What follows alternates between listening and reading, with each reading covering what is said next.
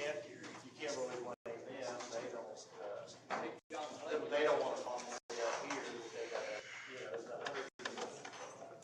135 acres or something like that.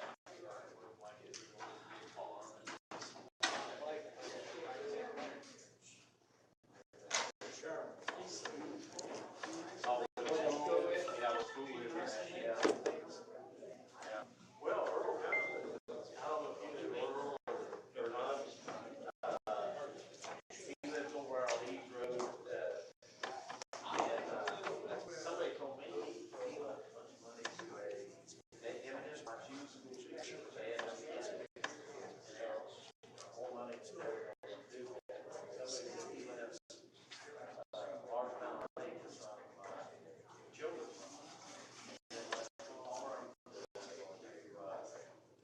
I don't know if it went to the bag or whatever.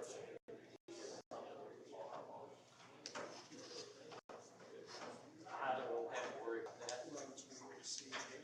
There'll be enough funds. No. Unless he leaves me a motion maybe to carry on somebody else. He keeps telling them in his will, but I think he keeps saying, not one dime. Your name is pay off. He will pay off all debt. Right. Something like that. It ain't gonna be for my advantage. He's pretty good fellow. Well, you know, I back years ago, when I still worked at the phone company, I was reading back on the side of this guy. And this guy had two thought processes. His first thought process was always good, always cost a few dollars more to go to his place. And the second process was because everybody works hard, scrapes and saves to try to be a millionaire by the time they die. He said, when I die, I want to be $1 million in debt, take everything I got and pay them off. I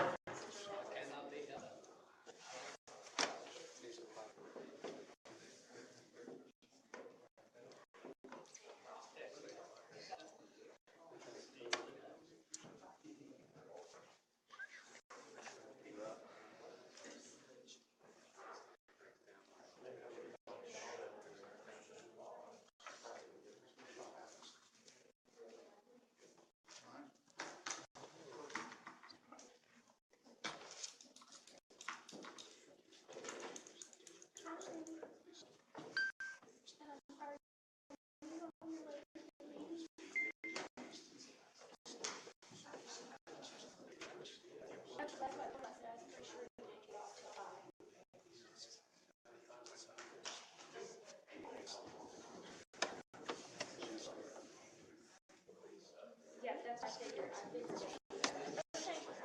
Okay, okay, I'll let them know.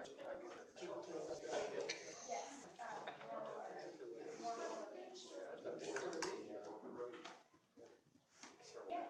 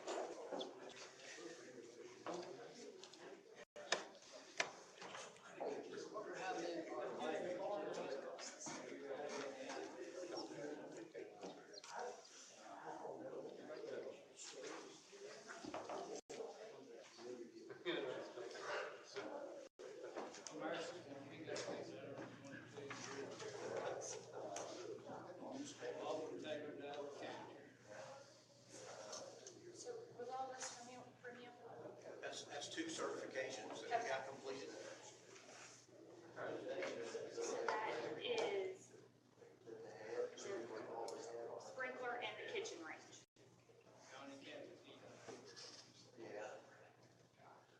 And the fire alarm was already.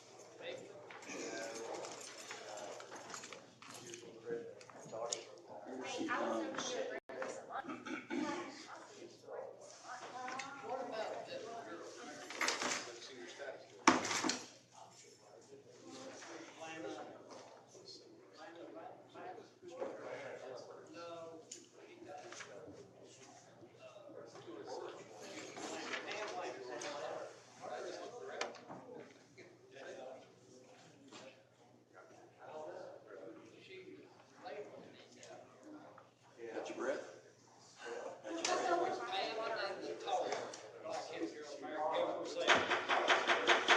We'll call the meeting to order, and we had to wait for Shauna. She had to run a little late today. I'm gonna let Scott Kimmy come up and give you all the numbers in more detail. I'm just gonna make just a few comments about what's transpired in the past 4.5 months. On July 8th in my office, Chuck Deals, Brian Miles, Joe Taylor, Bobby Newman, Scott and I met, and we had gotten a letter from the jailer on the 69 prisoners to be, let go, declassed. That number we figured out was going to be around approximately $800,000. That was a big hole to fill. Then we started looking at our model of what our debt service was, what our transfer to jail was. The debt service and transfer to jail was $932,000. With the $800,000, that's going to give us a possible shortfall of $1,700,000. Scary, really scary. So we went into fright mode. But of course, we didn't want to close the jail, but we had to do something. And I met with Scott, Jacqueline, and Sean, and they got together on Saturday up here and threw some numbers together, which I thought were very accurate. And then all the magistrate and I got together, we decided we need to close the jail. Tonight, they're going to be presented with 3 action plans by Scott. And we'll pick one of them. The magistrates are welcome to make a motion to pick either one. And but the only way these models are going to succeed is if the jail is full. We have to have 255 state prisoners to have the revenue to even meet the shortfall we're going to meet with the prisoners. And you'll explain that later. We can't tolerate population shifts. We just can't do it. It's going to kill us. You did it this last year too. It would go up, down, and down. Finally, we got to have a fully comprehensive maintenance plan. I hope y'all heard me, a maintenance plan. And I'm going to make sure that happens. I'm going to hire a guy, if the magistrate give me permission, to hire a maintenance guy, make sure he has a log, and make sure we take care of our properties over there, make sure everything's doing right. Last but not least, on a negative note, evac system is still a mess. Zone 1 and Zone 2 are working, but they're not bringing any fresh air. They're working on that. They had to get the plans. X block is not working at all. That's the old section. And it looks pretty rough for now. I really think we'll get it done before our deadline. But if we don't, we'll be forced to shut down. I've got them working on it as hard as they can. But he went through all their jargon, what he told me, but I don't want to start talking about all this and that, you know, but the wires for 3, which is X block, are split, whereas 1 and 2 go a different route. They can't find those wires to hook that up to make number 3 cell block, X cell block, to work. So they've got their work cut out for them, and I sure hope we get it found. At this time, I want to let Scott Kimmick come forward and give you all the details and thoughts and all the preparations we made. He worked on this pretty hard. I'll let him do the review. Andrews, if you don't mind, I'm going to stand over here so my back is not too trying to talk. The judge kind of gave you a brief history of how we got here. But as I shared with Jim Crawford last week, I had an opportunity to talk with our Commonwealth attorney, and despite some of the gadfly gossip, it was actually a good meeting. Mr. Crawford and I entered the meeting shaking hands, and we left the meeting shaking hands. And he understands that the problem we're facing didn't start on January the 5th of 2015. In fact, in the book that you have in front of you is a letter that Judge Executive-elect sent to the Commissioner of Corrections, LaDonna Thompson, in November after he'd been elected, asking for help at the jail and highlighting some of the things that he saw as problems, like wires hanging down, mold, things of that nature. An inspection was done, and many of the things he noted in his letter were found to be an issue at the jail. They were also an issue in a January 12th memo that is also in your book from Eric Chamberlain, an architect with Manstetter Carroll Architects out of Lexington, because after winning the election, but before taking office, Judge Wood met with architects to discuss the need to fix the jail problems. Once Mr. Chamberlain's letter was received on January the 12th or 19th, we made the conscious decision to address life safety issues first, cosmetics second. But I would remind everybody that Mr. Newman, throughout the last 20 months, as he repeated the other night, has consistently raised the issue of facility maintenance. And regardless of how much money has been spent or how much money you spend moving forward, nothing will fix the mold more so than just having the facility cleaned. It's going to have to be maintained. And it wasn't. Now, in fairness, there may not have been funds appropriated in prior budgets. I can't say that there was, and I can't say that there wasn't. I can tell you that in looking at the budget in 2014, 2015, which was the last 6 months of the previous term, first 6 months of this term, there were some things done a little different. Things like, I don't know, the jailer or the sheriff being told you can have some cars if the next court will pay for it, but we're going to budget $1. Put the rest of the money in reserve. In the jail, they broke with the long-standing tradition of paying service out of the jail fund and moved it over to the general fund. Well, people might say, well, why would you do that? Well, you do that because in the 4th year of your term, you're limited to spending 65% of what's in a fund in your last 6 months of your term of office. So by moving the debt service to the general fund, it inflated what was available to be spent in the general fund and depleted the jail fund. So the jail fund looked as though it was expended at 73%. And the general fund, which is under the auspices of the fiscal court on a daily basis, looked to be in good shape. Had they moved that service to the jail fund would have even been in greater financial trouble, as would the jail fund, or the general fund. So it was a sleight of hand to make the budget balance and the jail budget look out of balance. That debt service of $489,125 was the number that we tried to stick to when we sold $1.5 million worth of bonds. Now, I've been asked the question in the last several weeks, why didn't you borrow more money? It's real simple why the fiscal court didn't borrow more money. We borrowed an amount of money that we could borrow without raising our annual debt service, recognizing that our revenue was tight. So we extended the term of the note, took $1.5 million for revitalization of the facility, but kept our debt service the same. So for those who wonder why didn't we go ahead and spend more money or borrow more money up front, that was the rationale behind the decision that was made. The problem is, as Judge Wood pointed out, the only way any model works in a jail with 300 inmates, and I think it was Mr. Rose made the statement at the last meeting, the decision to build a jail to make profit is not one this court made or the last court made. It was made 2 decades ago. The only way those models work is to keep the jail full. And the only way it works well is for the state to meet its commitment. I don't know about you, but anybody who believes that $31.34 a day in 1995 was a good number and thinks you can run the facility on that same dollar today is dreaming. Can't be done. But jails aren't sexy. They don't win votes. Judge, as the Chief Justice pointed out the other day, adjusting judges' salaries doesn't win legislators' votes. So they don't get the attention they need from the legislature. But in Grant County's case, it's compounded.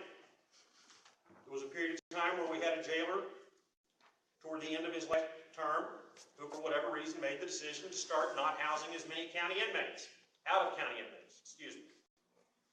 The net result was that his budget finished $245,000 below budget.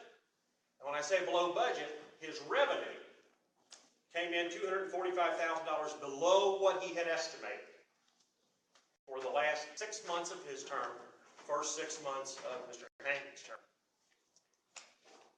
When this court met with the jailer's staff to review budgets in June of 2015, you were assured as the legislative body that there were sufficient employees and sufficient revenue to run the operation, that we could keep the revenue, I believe, at $3.2 million based on out-of-county inmates. That was higher than had ever been achieved before, but we were led to believe it would work.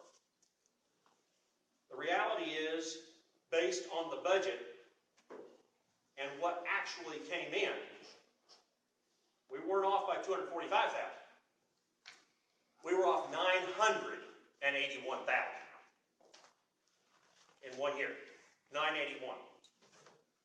That forced us, as you recall, to go to the $1 million reserve and borrow the money to make our debt service payment.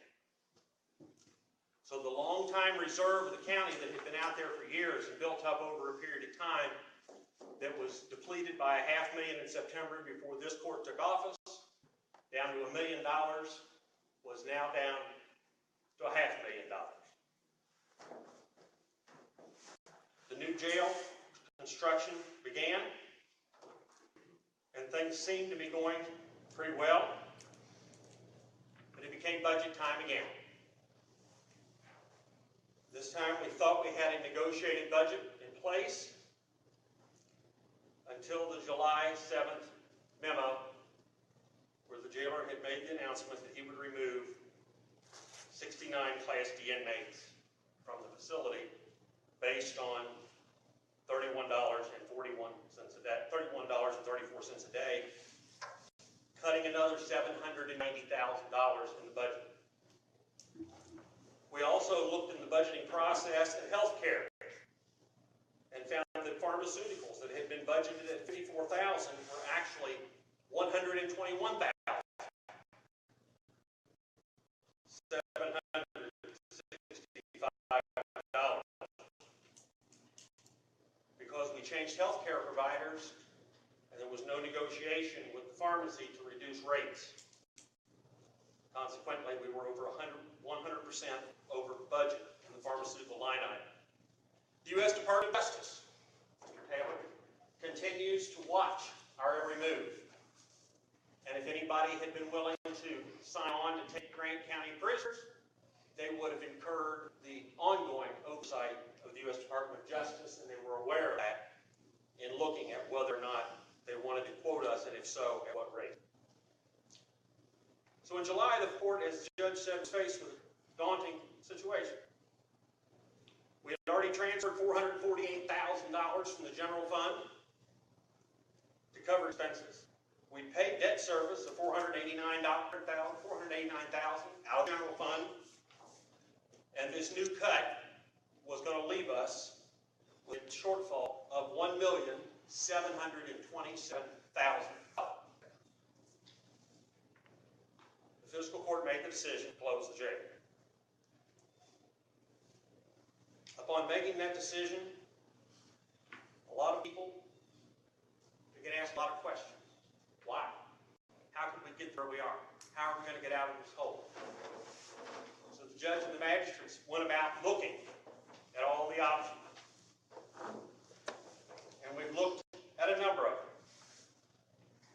We looked at outsourcing our inmates.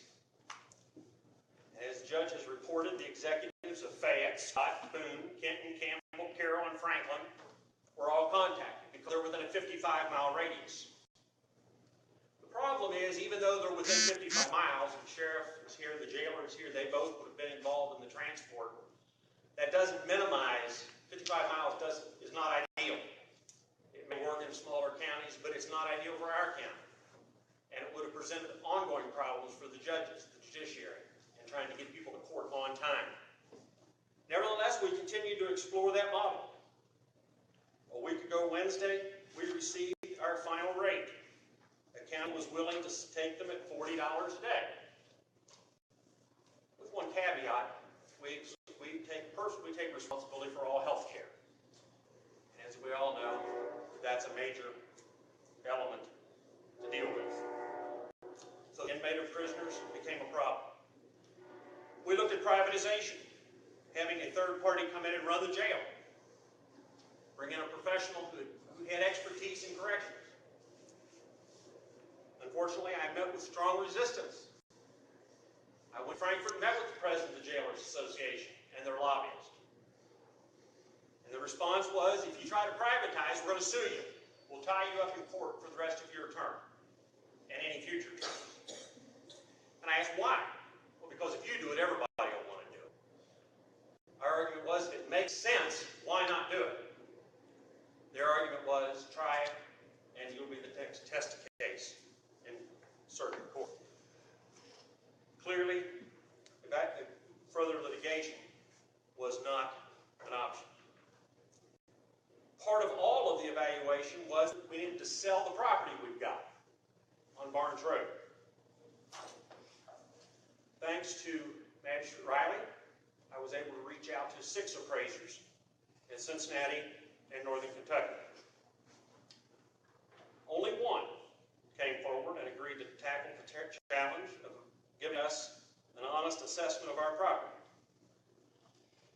That assessment was that we really have one piece of property that's marketable, and that's the county health department.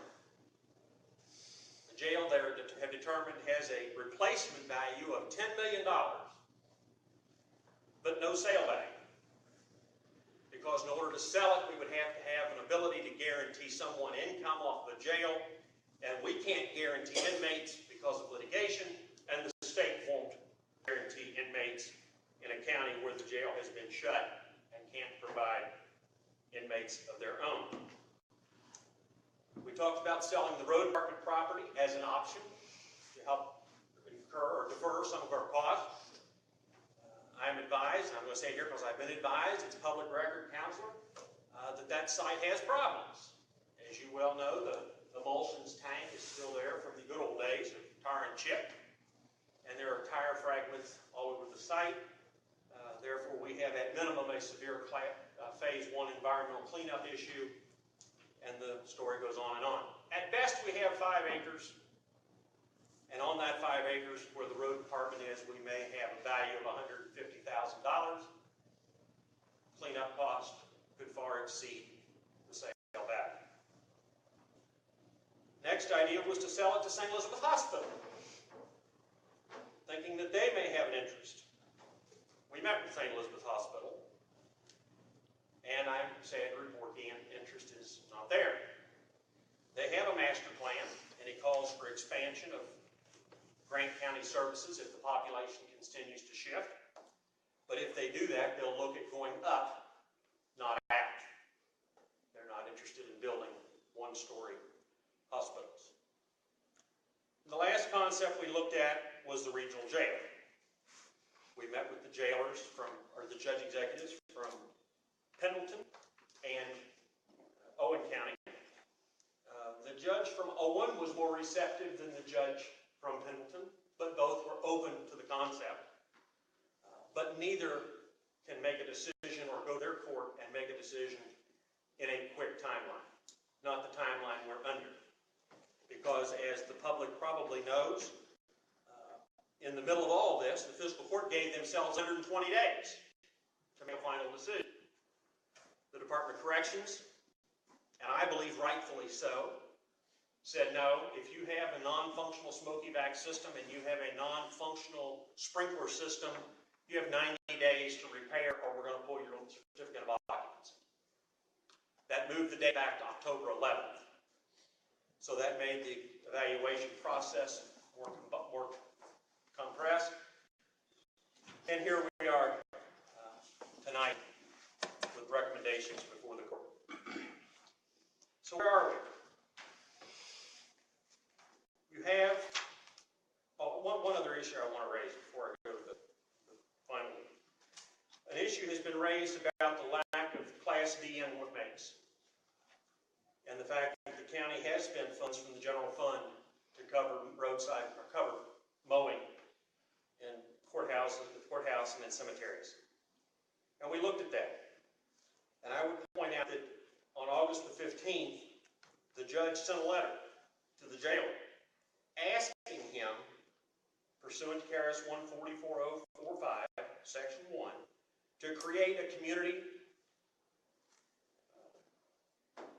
workforce of county inmates to go do the work in those facilities, and that was declined. So the judge did continue with the private mowings. To date, we have spent $4,890 on privatized mowing. The salary of county employees, salary and benefits, to perform the same task, assuming the fuel and vehicle would be incurred through the commissary account, would have been $4,894.56. So that program has wound up being a wash as far as the taxpayers of Grant County. So where are we? Folks, we have 3 scenarios, 3 options. One is to repeal the resolution 1610 and to notify the Department of Corrections of your intent to remain in the corrections business. If you do that, and if the jailer, working with the Court of Justice and Department of Corrections can maintain an inmate base of 255 out-of-county inmates, this fiscal year you will lose $649,655.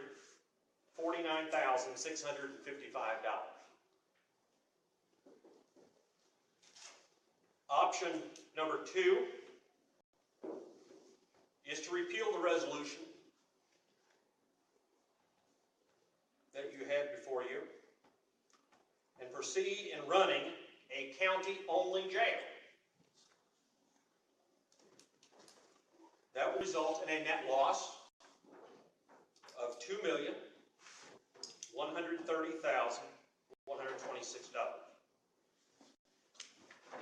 Option 3 is to remain the course, contract with a county who will house the inmates at $40 a day, absorb the transportation, housing, and medical costs for all the inmates, recognizing you have a parcel of property that has no acknowledged value, and the loss to the county will be $2,005,713 annually. All of the numbers that I have presented to you include the debt service, because we feel very strongly that the debt service is an important part of this whole process. That debt was incurred to run a jail, and regardless of whether you take the money from the general fund over to the jail fund to pay it or not, it is an expense of running the corrections program, period. Contrary again to the gadflies out there who love to gossip, it's not $6 million, it's not $8 million. We borrowed $5.29 million. We've paid $489,000 in principal and interest since we incurred the debt. So that debt is obviously a little less, down about $4.8 million, but the debt is there. At this point, magistrates and judge, I'll be glad to try to answer any questions I can. Scott, I'd like to ask you about your thoughts. I haven't asked you this, about why the jailers locally wouldn't give us a good rate.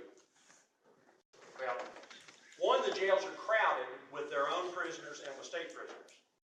But I can tell you, I think there is a sense out there that nobody wanted to get involved in fighting with a local jailer, and no one wanted to kick state prisoners out to make room for our prisoners when we could make the decision in 6 months to reopen the jail. And then they have a bad relationship with the state. So I think that there's a sense of fear out there, fear of the unknown, and also a sense of a brotherhood and working together. Well, I'll make one here that Warren County pays $32. They go to Frankfurt, and then Pendleton's paying $36 at Boone. Boone gave me a rate of $66. Yeah.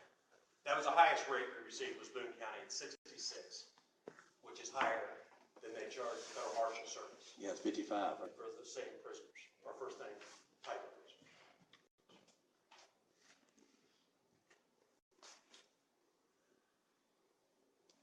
Other questions? Scott, I know everyone in this room knows that this has been building up through 15 years of a lot of neglect, a lot of speculation, and we can't go on blaming what's happened in the past in order to go into the future. But on that same note, we can't go forward without looking backward. And I'm not necessarily pointing fingers at Mr. Hankins. You know, we might have a new jailer 2 years from now, I don't know. But I know since we started this venture about 22 months now, we've had failure from Chris to work with the fiscal court. It seems that you have no lack of concern about taxpayers' money. You know, you've refused to hire a maintenance person to oversee and with the contractors to get a kind of a general idea of what they're putting in place and all that stuff. You just kind of turn the blind's eye. I know you're saying you got Mr. Hale there, but just like last week, he might have worked one day on maintenance, the rest of the time he was transporting. You know, I mean, you need someone devoted to maintenance, not someone that you can just pull from day to day, and you need someone devoted to that full time, Chris. And you've not done that. And like I said, you know, some of them same problems that you've got over there, they've never been fixed since day one. Some of the ceiling tiles, they never was addressed. Has the position been created for the maintenance man and a salary set? We asked you during budget times, Chris, to do that. You had the latitude to do that back in May and June, when we set this up. This is nothing new, Chris. The first year we hired. You all have to do that. You all have to create that position. You have to tell me needed what's to gonna put be, him in your and organizational I'll chart, find the Chris. person. That's effective management. You know, you're not an effective administrator, Chris. If you would, you'd balance your people around to see fit. If you was an effective administrator, you know, you're supposed to, after the talk with Crawford, you're supposed to be out here doing your best to comply and stuff. Last 2 weeks, giving your brother $18,000 in overtime, 18 hours in overtime. That ain't effective managing. You know, we've tried to work with you on policy procedures. That was 18 hours a week. Or The 18 last hours 2 a pay weeks, period. a pay period. You know, he's one of the highest guys you got on payroll. You give him 18 hours overtime. Well, I only got 24 people left to work the floor, Bobby. Well, hey, what are you doing? Sitting on your thumb? I don't think so, sir. Well, like I said, you know, it's just, Chris, I'm just saying, in order for us to move forward, you've got to commit yourself, not to the court, but the people of Grant County, that you will comply with your office. You will comply with work with the court system. Like it or not, we are in this together. Most of the time you don't even show up. A lot of times you show up, you sit in the back. You have got to devote yourself to the same thing we're devoting ourselves to. And you haven't done that. And you know it as well as I do. I'll disagree with you, Bobby. Bad management, Chris. Well, I disagree. Well, you see where we're at. We didn't get there. You know, I can't fix water leaks. You know, I can't let $20,000 worth of water run down the drain. You know, you got to commit yourself, Chris, to working with the taxpayers in the county. I mean, that's your, you know. Okay, Bobby. But anyway, like I said, we have got, in moving forward, we've got to commit to working together. We got to commit, and you guys and this audience has got to do it. You can't do it yourself. We got to hold him accountable. And if he runs next time or not, the next jailer, we got to hold him accountable. And I think us on this court is trying our best to do what's right for the taxpayers' dollars in this community. And a lot of times, throwing money down the drain at that jail is destroying this county. It's making a bad name. You can't go nowhere in the state. You know, you can't get nobody to negotiate nothing, Chris, because of the black eye that's cast on this county. Grant County is an armpit of the state. Mr. Newman, members of the court, if I may, just a moment. If you adopt option 1, we do have an action plan. We would like to. Thank you, because I wanted to say, okay, now that We we would like know to move forward on if that's what needs to be true, for new behavior, new forms of communication to take place, should the governing body declare to rescind the current resolution, because that's where I'm at. Under the action plan that you have before you, it would call for the judge executive to notify the Commissioner of Corrections of your intent and ask for an inspection of the facility to avoid closure on October 11th. judge pointed out, he's met with the HVAC, or the electrical contractors today, trying to deal with the smoke evac system, which is through no fault of this jailer. The smoke evac system has never been properly installed, taking the smoke out and bringing fresh air in. Is that correct, Mr. Hanks? Correct. So there are some issues that we're going to have to deal with the Department of Corrections. But this is a 30-day action plan that moves things in the direction of notifying Department of Corrections of your intent, declares the emergency so that the plumbing and the HVAC can be fixed. I have communicated with the Commissioner of Corrections. If the action plan that I have presented you tonight is adopted, the Department of Corrections will work with us to keep the facility open. And as repairs are made of a cosmetic or housekeeping nature, he will begin to start returning inmates to the facility as the jailer makes requests for them, and will be sending inmates in to help him to do some of the manual part of the painting and the cleaning up of the facility that is out there. But this action plan calls for notification to the Department of Corrections tomorrow, authorizes the HVAC and plumbing work to begin. You're meeting with Kenton County to scavenge plumbing parts off of their old facility. When will that be done? And I must ask, since this has been on the table for 2 weeks, I think this is another example as to why someone didn't get in the vehicle over the past 2 weeks and drive down there and check to see if these plumbing fixtures. We hope to get in there tomorrow, Jacqueline, to get down there and check this out. Mr. Newman, I think the next point on this gets Thank you. your issue more so than perhaps anything that's been said. The judge executive is going to appoint a 3-member jail review commission who will go with him on a monthly basis and review the jail using the same reporting documents that the Department of Corrections uses. And when deficiencies are noted, copies of the deficiencies will be submitted to the county attorney, the Commonwealth attorney, and the Department of Corrections, seeking an action plan for correction or remedial action.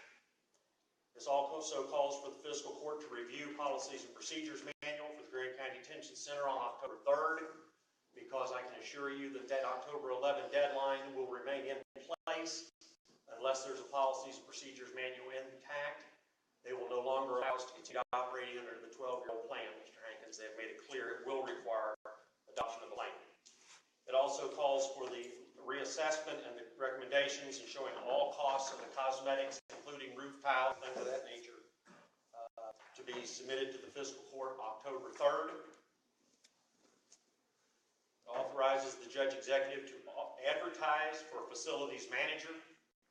This person will be over all county facilities, including the county jail, and work with the jailer to maintain compliance with DOC standards. Requires the fiscal court to be briefed on all progress related to the detention center, both on the DOC request as well as Tracer Creek construction as we move for a closeout of that project. And on October 17th, the judge executive will bring back to this court recommendations to hire the facilities manager, and the court will be briefed again on the work being done there. And finally, it calls for the jailer to, by October 17th, be ready to go to bid for pharmaceuticals at the Grant County Detention Center in an effort to bring down the costs that we incurred last year. That can only be done through a contractual relationship, and we feel it's necessary to go out to bid for that, the same as was done when Grant County Drug was awarded the bid the first time. What if Jailer Hankins decides that he does not want this facilities manager in his building? Sir, Judge, you said go ahead and speak for you, so I'm going to speak for you. Go ahead. If I screw it up. If the judge executive and fiscal court hire this individual and send this individual to any county facility, and he or she is rebuffed or cut back in any way, we will notify the county attorney of the county official who is violating the county judge's legal authority to maintain county property, and charges will be filed. We're at a point, sir, where we have to take quick, proactive action to get results to guidelines. We can't run the facility without inmates. Running it with 75 inmates doesn't work. It bankrupts this county. It's going to be hard enough at full capacity. Now, we're gonna have to drop back and punt and, have a special meeting to redo the budget that we have proposed, since we've accelerated some funds and stuff. My recommendation to the fiscal court is to leave the budget exactly the way it is. And as purchase orders are made for the remainder of this fiscal year, transfers in line items will need to be made, and we'll move the money to the line items as the purchases need to be made. And those will come to you for your review at each mark along the way. Meaning we could come up prior to look at the requested purchase orders Yes, ma'am. before we come here during. We'll send them to you. I mean, I do agree, that there needs to be some type of detailed action plan to instill confidence in a proactive way, because our tenure here thus far, despite wanting to have open communications, despite on multiple occasions indicating that it's a necessity to have someone slated into maintenance, there's been no action taken on that. So I'm looking, for, to go through this action plan, which is that what? This person would be accountable, magistrate, in that if they don't do their job, you all fire the person. This person would work for the fiscal court. And I think on record somewhere, we have even indicated probably 12 months ago that we had enough maintenance work amongst all of our properties, to adhere to a maintenance position. So It has been budgeted. for sake of clarity,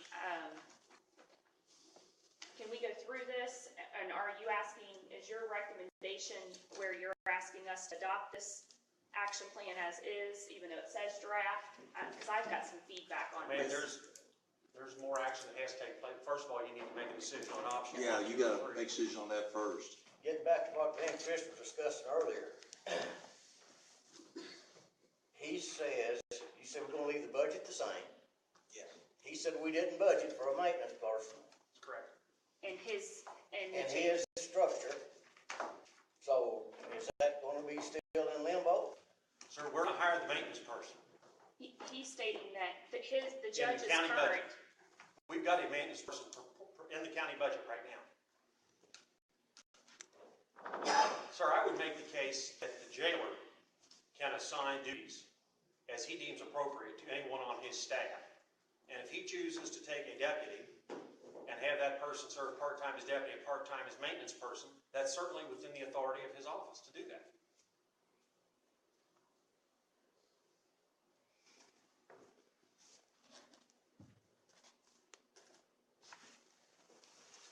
He also has the authority under the statute to use county prisoners to assist in doing the work inside the jail. All that's required to implement that program is to submit the request in writing to the county judge with the names of the inmates that he chooses to put into the program, and the judge executive can authorize that program.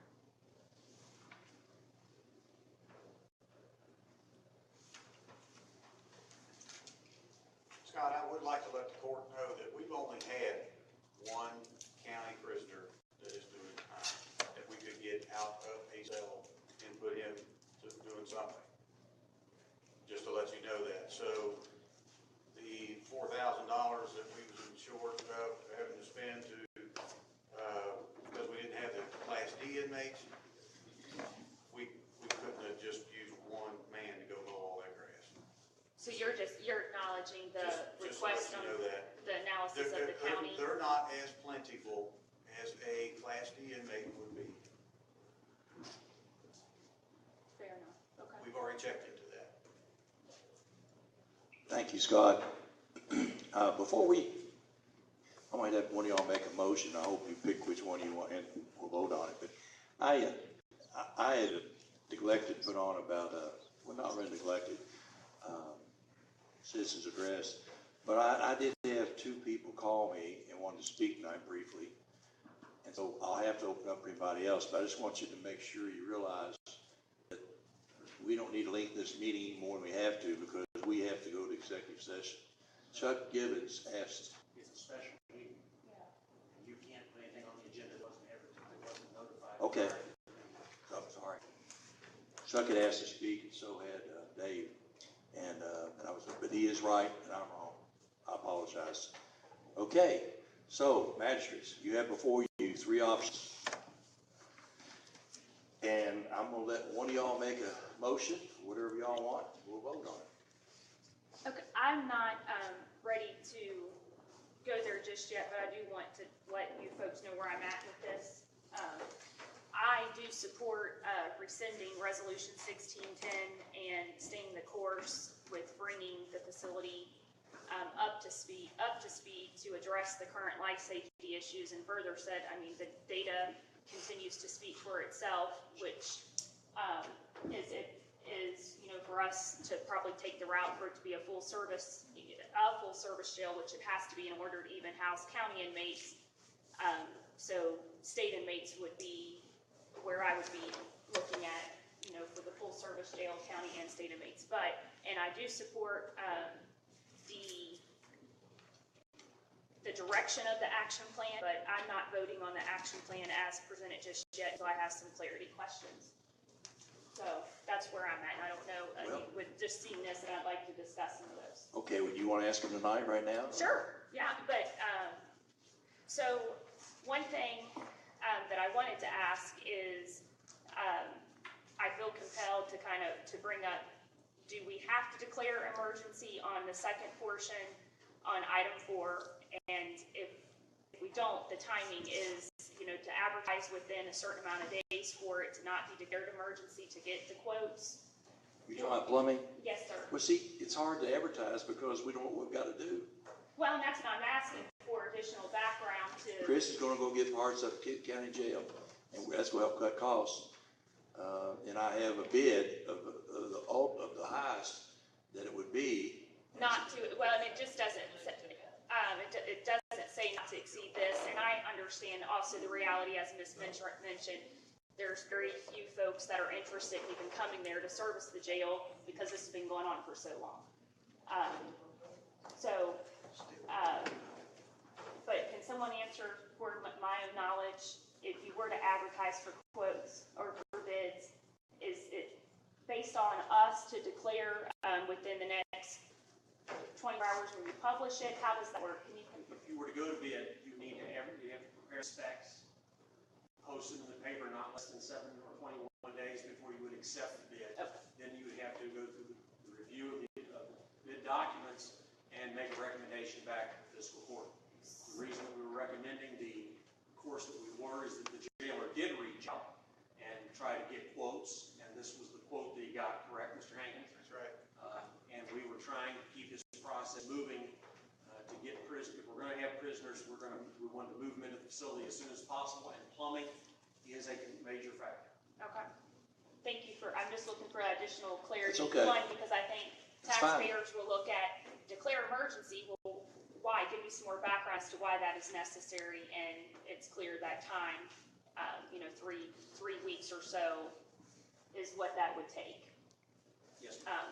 Yes. Okay, so I agree with that, and I feel fine with that. On October 3rd, with the presented action plan with the policy and procedures and org chart, I would request that we call a caucus meeting to take place sometime this week to flesh through those details. I have read the policy and procedures in anticipation that this is where we would go sooner versus later, and I have some feedback, and also the org chart I'm more concerned with because as it's presented today has 9 more full-time positions than what the current budget is staffed for. I don't have a problem with that at all, and you 3 can call that. Shucks, I don't care. If that's the work you think we have to do it in a caucus meeting. Well, and Before we would do the caucus, as it relates to personnel and the budget, We got to be I up. would ask that we talk with council in closed session to see how far we can go in the discussions. Mr. Edmondson is here this evening to go in closed session to discuss how far we can go. okay, and as far as I'm concerned, an org chart is just titles of positions. It doesn't have names associated with it. That's what he gets to slate in there. So as far as I'm concerned, I would think a certain that we could have a caucus to flush that out so that we could vote, but I see what you're saying on that. So that's my request, to call a caucus meeting to take place this week to flush that out. One of the other next point that I have in regards to the idea of establishing a commission, a board, I love that because that gets additional citizens' involvement in seeing some of this firsthand. And so is that appointed the recommendation by the judge with court's approval with those positions? Correct? Okay, I'm gonna submit some names. Well, yeah, I would think you would. And then, but I'm just saying, as it reads on this draft action plan, it just says, judge executive to announce appointment of the 3 individuals who would assist in monitoring compliance with fiscal court and DOC. I just wanted to understand that you would bring forth the recommended names and then the governing body would vote. Is that what? Yes. So that would be updated to reflect that. Basically to serve in the same capacity as other boards. Okay. And I like that because part of the reason why this continues is there's no accountability and no oversight, and I think that would also prevent that he said, she said, this tick and tack back and forth. And if we did go this route, I would recommend that interested individuals or parties that have a desire to serve in this capacity could approach the office to put their name in the hopper. Right. For recommendation, for a recommended seat. Right. Okay, and then the last piece that I've noticed just quickly seeing this draft is in regards to the salary of the position in creating for the facilities manager for oversight of all county properties, which, as we have discussed, sometime over the last 2 years, one way or the other, whether this individual is an employee of the County Detention Center or whether they are an employee of the court reporting to you, sir. Quite frankly, I'm fine with either route that we take in that. Again, ensuring that daily, weekly, monthly, quarterly, annual maintenance is kept up over there, which it has not been. But I feel that the salary is high, especially partnered with the fact that we have deputy sheriff's officers that serve in the line of duty that do not make that salary. So I would request that that be bumped down some to be in more line with other roles.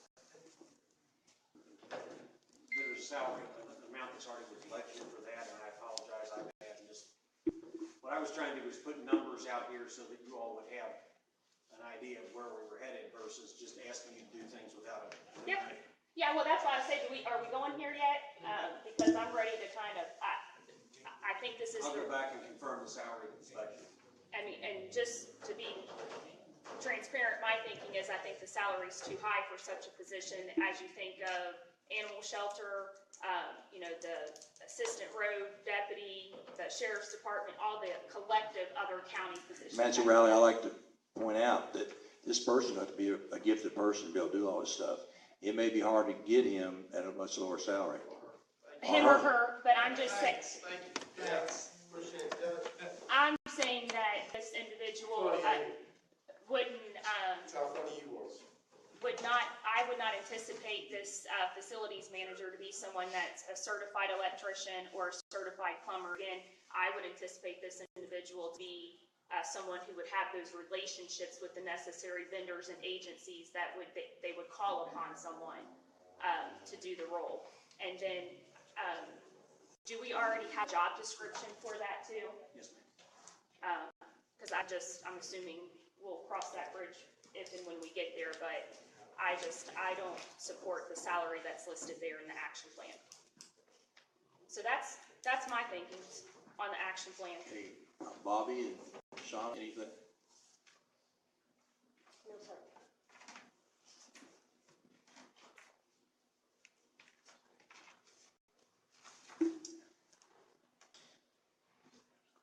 So,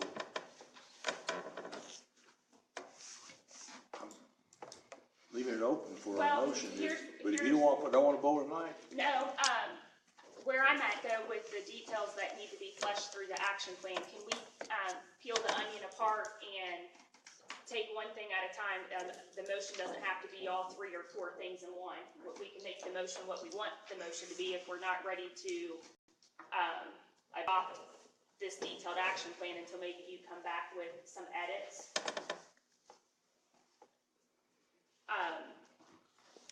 So my motion, or my desire would be to rescind, 1610 resolution, and declare that we, wish to keep the facility open, to come up to life safety standards and to send the monies to fix the HVAC and the plumbing and come back, as soon as possible to flesh out these details, unless. so you're gonna vote for option 1. No, not as option 1 presented, because you want this action plan there as well. The action plan is That's what simply I'm there trying to give you a comfort level that if you adopt option 1 out of the report that I presented, that this is the course that the administration intends to follow, moving as quickly as possible in implementation.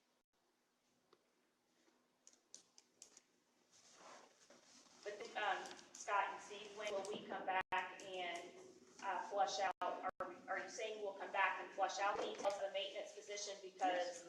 Okay. Oh, yeah.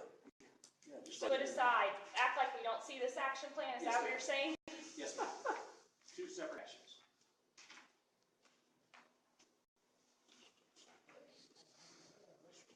Right has the word draft.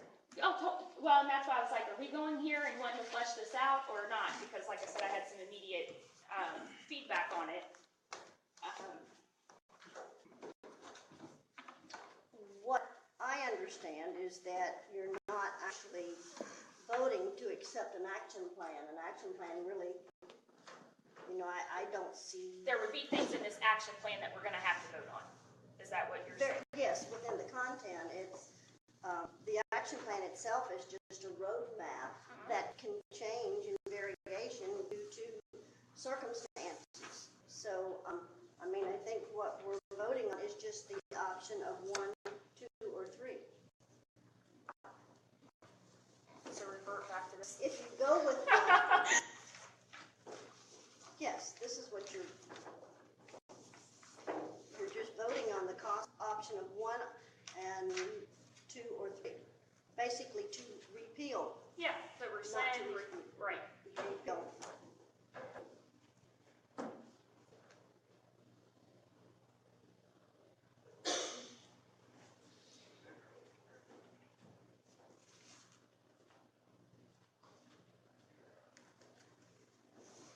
I'm just saying that in the options presented, some of this language that's in the action plan is in this. So, Judge, I'm just making sure you're still, here on this topic. Oh, I'm here. Okay, I'm in every word you're saying. okay, so, Folks, in the last 2 weeks, 2-3 weeks, all of us have had the opportunity to talk to a lot of folks. And in my talking to a lot of folks, I've had a lot of good points, bad points, negative, positive. I was reluctant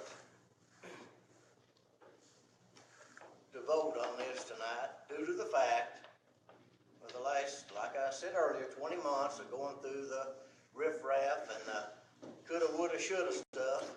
And I've been so disappointed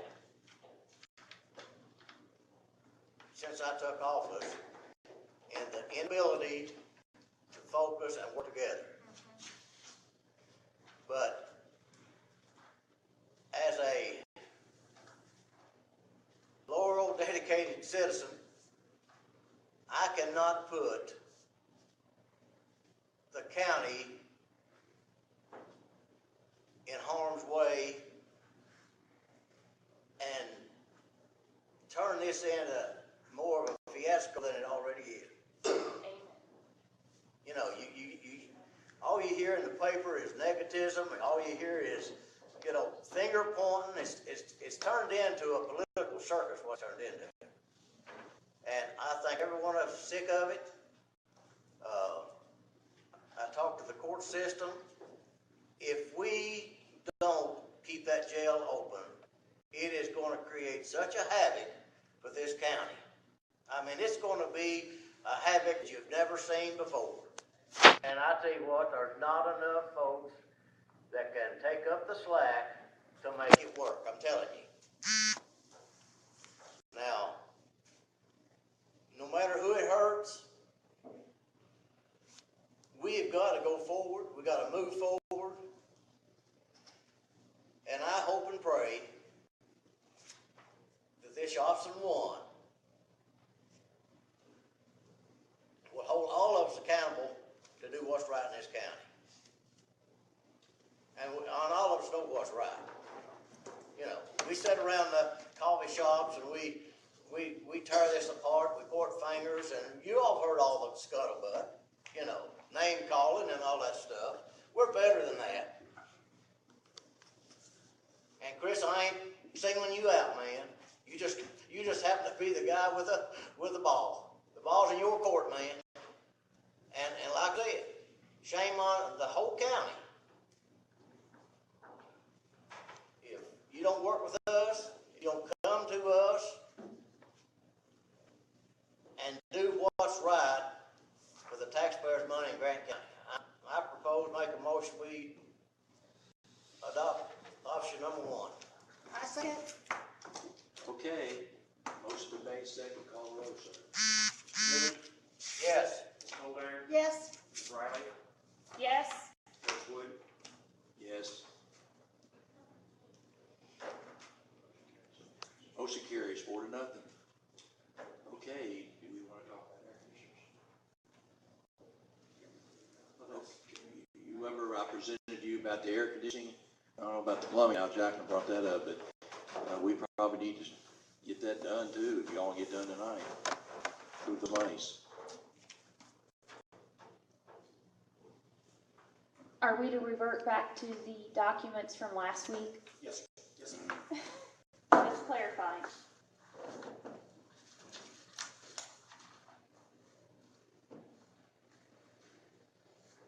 So that is to authorize the work at the detention center by Ron Perkins on the HVAC with his prior submitted proposal of the court not to exceed the $33,000.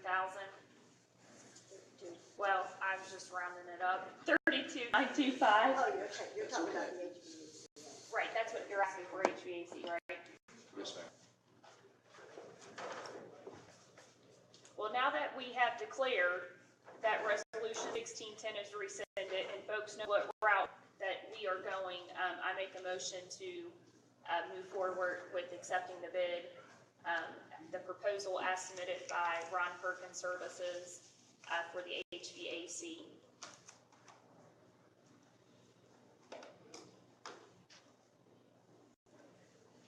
I'll second. Call the roll, Scott. Mr. Newman, Yes. Ms. Goldberg, Yes. Ms. Riley, Yes? Judge Wood. Yes, motion carries. Okay, plumbing, do we want to talk about that tonight, Bobby, and magistrates, or you don't want to hold off on that, or it's something that's really up in the air on what it's going to cost and everything? Well, here's where I'm at though with that. Yeah. Yeah. I mean, quite frankly, we can call a special meeting within 24-hour notice to the media. So if Mr. The jailer Hankins has confirmed that he's to go to that facility tomorrow, can you just report to the judge on the status, and then if we need to issue a special meeting? Sure. Yeah, if that's what you want to do. Okay with you, Sean, Bobby? Is the plumbing itself, would that deter the Yes. inmates coming in? Yes, Back in? It has to be done then? Yes, ma'am. So it's deemed as part of the life safety. It's not life safety, but it's a requirement of the Department of Corrections to have adequate water supply for the inmates. Okay, but then also, is it only certain cells that need to be addressed, or is it all cells? So could we?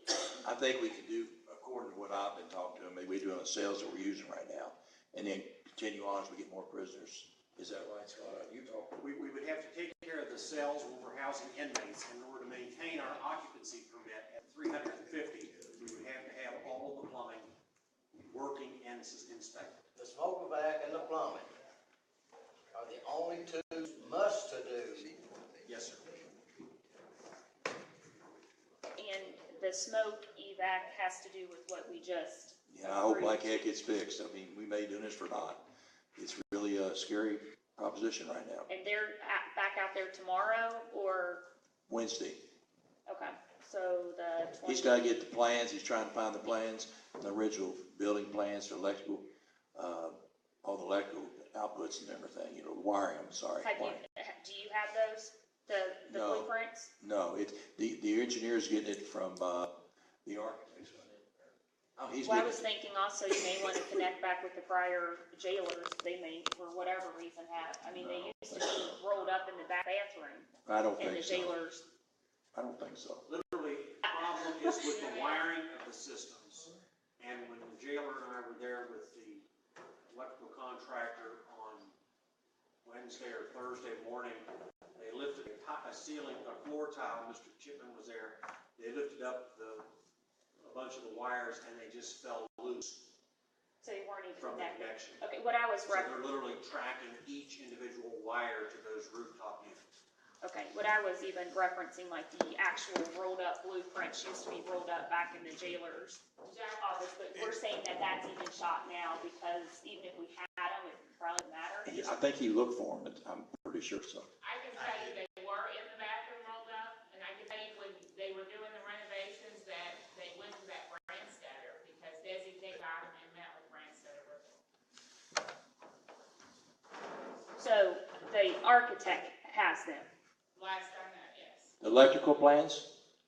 They had the blueprints, and they were all in there on top of the file cabinet in the bathroom. I had a meeting with the guy this afternoon, and he said there weren't any plans over, so I'll definitely call him to check. Yeah, I mean, they're pretty hard to misplace because they're bulky. They're not there now. Okay. But Say, Chris?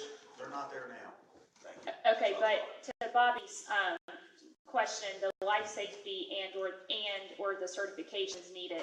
The sprinkler system has been completed. The smoke evac, which we just approved, is still being looked at. Right.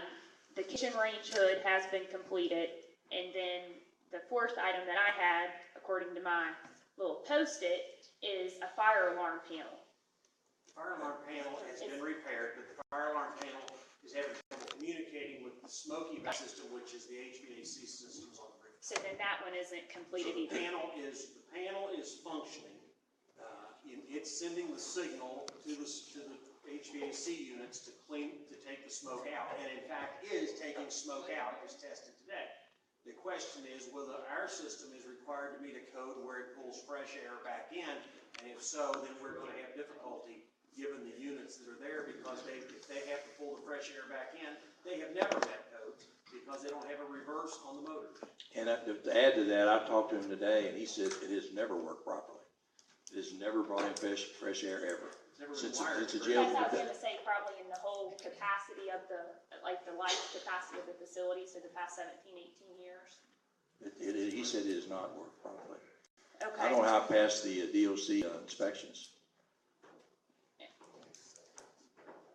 Interesting question. And then the org charts, policies and procedures need adopted, and then probably at some point in time, the AC units back in Class C area. Correct? That's all part of this work, Mr. Perkins. Okay. And then the plumbing, which will come back soon as he emails. I'm just trying to keep a running list of all of this. It's okay. It's pretty, I think this is just further aids as to why just the open communication and, the action plan just has to be followed, because, I mean, even it's simple to rescind the resolution, but it's another reality that we're just about 2 weeks shy from DOC taking the inmates out anyways. Chris, did Williams sign up to put a new water meter in? I haven't been updated. I don't think on they that. did it, Chris? supposed to, but I don't think it ever got done. And I have called him two or three times. Like Mayor Skinner or the, I called, Josh Stinson, who's over the water. We both talked to him one day, didn't we? Chris and I met. That's something we need to make sure Address too. that happens. Christie, if you want me to call him, I'm not saying I'm doing better, but I'll be glad to call tomorrow for you, or you want to call and then let me know. and Steve, Let's both call. Okay. I'll call tomorrow. I'll do it. Steve, one thing that is of interest is if any of the new meters have been put in at all, the digital meters in the city of Williamstown, because Mayor Skinner did commit that they would try to get that one done sooner versus later. And That's that really was, a top priority. I mean, heck, that was, 9 months ago. So hopefully some of that work's already started, within the city too.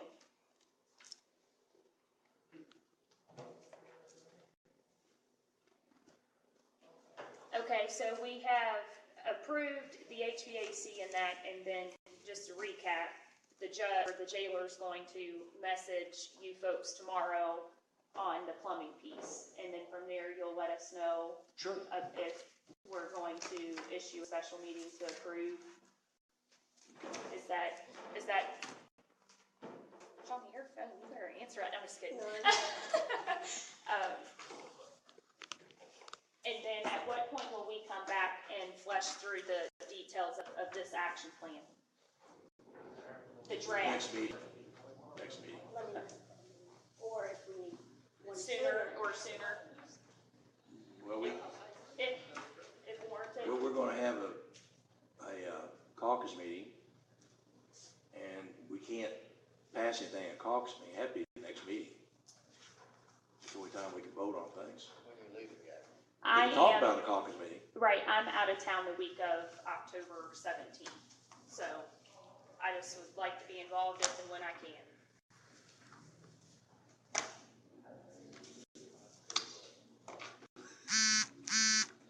Okay.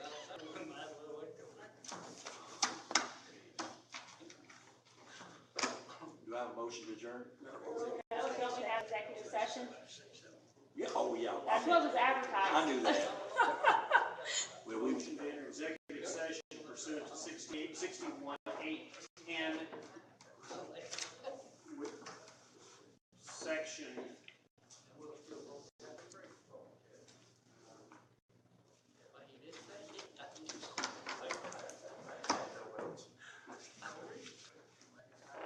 we're gonna retire and go to the executive session.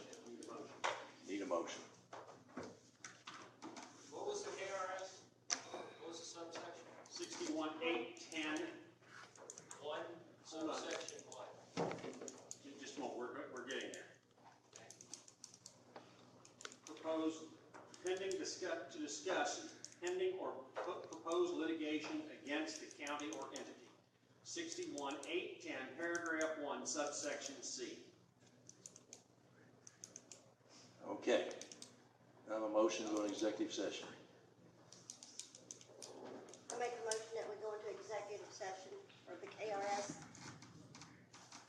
Okay, I'll second it. Call, Mr. Newman? Yes. Ms. Colbert? Yes. Mrs. Riley?